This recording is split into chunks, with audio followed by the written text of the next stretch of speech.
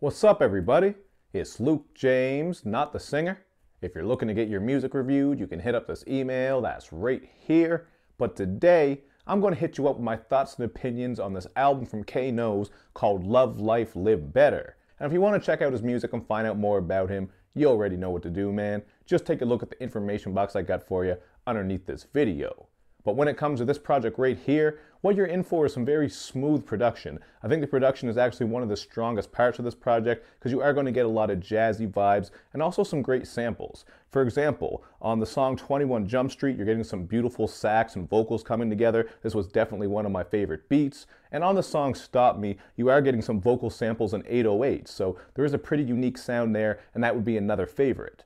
Now, this track also goes into K-Knowz' past of crime and violence, just different things that he's experienced and witnessed as well. So I like that he shares a bit of his personal story throughout this project. On the same track, he also even drops a bit of social commentary because he gets into the fact that there's a lot of shit going on in these communities, and it's not always all these people's faults. You know what I mean? There is a system in place economically, politically, all kinds of shit going on that has made certain communities a way where people, don't have as many opportunities. Obviously, people can make their own decisions and choices. I do understand that, but he does make a good point here, and he is speaking on some of the things that can help push people to negative issues. So I think that was a very good way that he was speaking on that, just a very interesting way to put it, I should say. And YBS follows this up. On this song, you're getting this dreamy, fantasy-like sample, kind of reminded me of a role-playing game, and this one here has him speaking on how love and unity is the answer. Obviously, there's much more to fixing all these major issues, but it's still nice that he's saying that and just suggesting that people really try to come together rather than turning to violence or drugs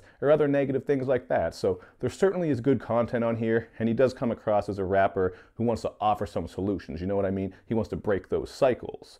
Now, there are also some pretty introspective moments on this project, and that's something I appreciate as well. He's telling you his own story and also going deep and getting insightful. So on the title track, we're getting some beautiful flutes, and here he's sort of just owning up to his past sins and transgressions, just various mistakes he's made, including missing his daughter's birthday. So this one's pretty sad, emotional, and heartfelt. I really like what he was doing on that. And on Someone Talking, he's given us something else that's very heartfelt. He's actually speaking to his mother and just dedicating this song to her for all the things she's done for him. She's really helped mold him into the man he is today, so he's got to show love to mama. Very cool track, and these are two of my favorites on here.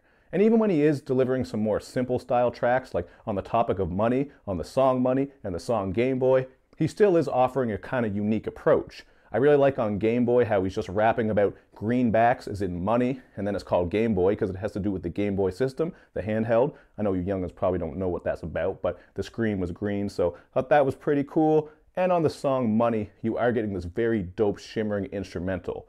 However, on Money, he is working that lazy flow where you just throw nigga on the end of every bar, so I wasn't fucking with that. And Game Boy certainly has some mixing issues. You'll especially notice it on some of the whispers and the yells. You'll actually notice some weird vocal mixing throughout this project, including on Mural and Solo. So the mixing and audio is something that certainly could have been tightened up here, man. It's actually kind of frustrating because I like the beats on this a lot, I like the rapping and the content, but then with that audio quality, you are fucking things up just a little bit.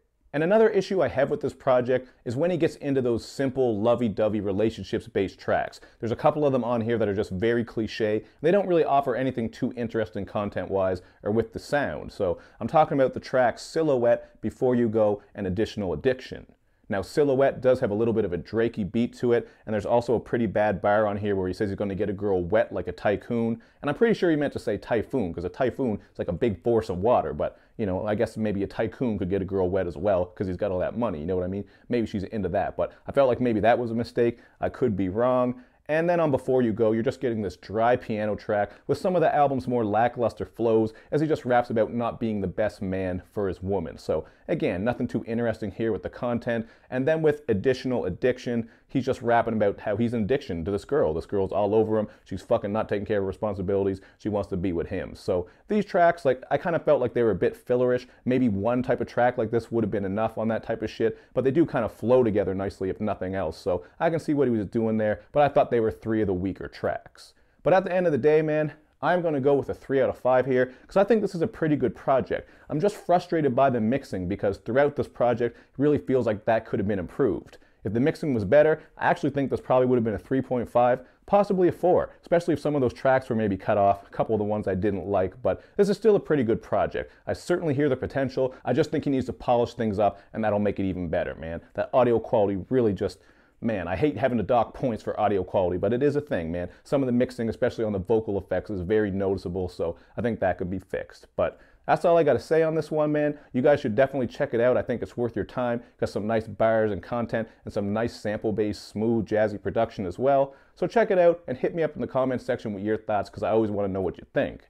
Now, you also want to swing by my social media sites to show me love and show me lots of it. Thank you for watching, everybody. I will see you next time.